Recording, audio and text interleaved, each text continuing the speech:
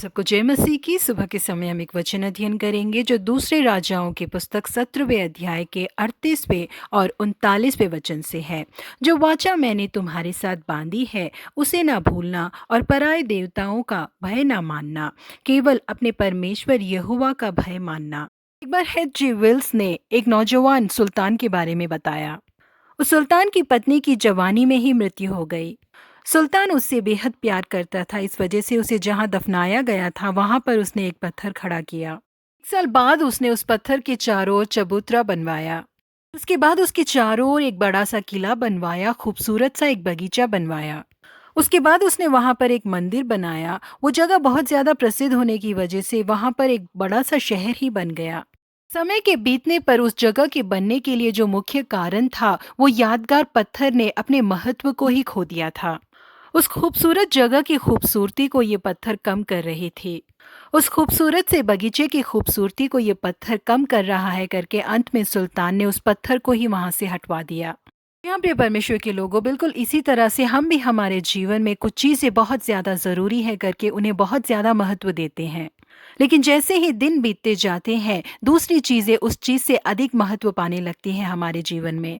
इसलिए हम अपने जीवन में पहले जिसको बहुत ज्यादा महत्वपूर्ण समझते हैं, धीरे धीरे समय के बीतने पर वो धुंधलाने लगती हैं और एक दिन हमारे जीवन में पूरी तरह से वो अपने महत्व को खो बैठती है।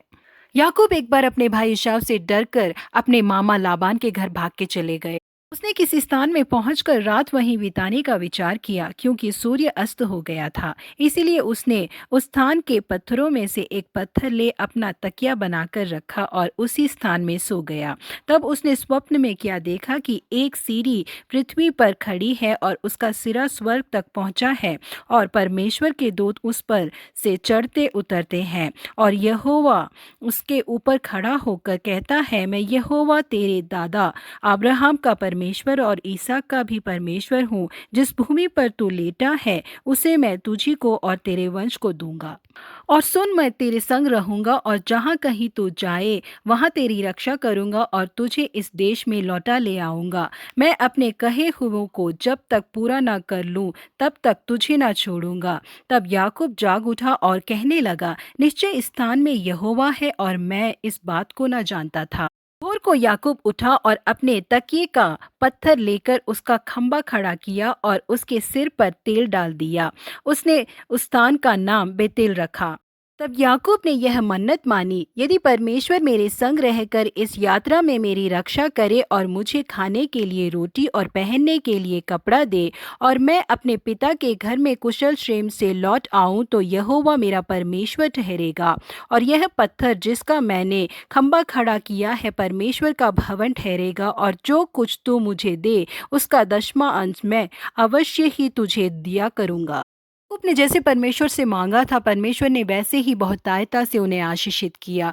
बीवी, बच्चे, नौकर, चाकर, गाय, बैल, बकरी, इस तरह से याकूब एक ऐश्वर्यवान व्यक्ति की तरह थे। लेकिन जहां पर उन्होंने खंबे को खड़ा किया था वहां पर परमेश्वर का भवन बनेगा करके उन्होंने जो कहा था उसे वो भूल गए। कि संपत्ति अधिक हो गई, लेकिन जो कुछ तू मुझे दे उसका 10वां अंश मैं अवश्य ही तुझे दिया करूंगा करके उन्होंने जो कहा था उसे वो भूल गए।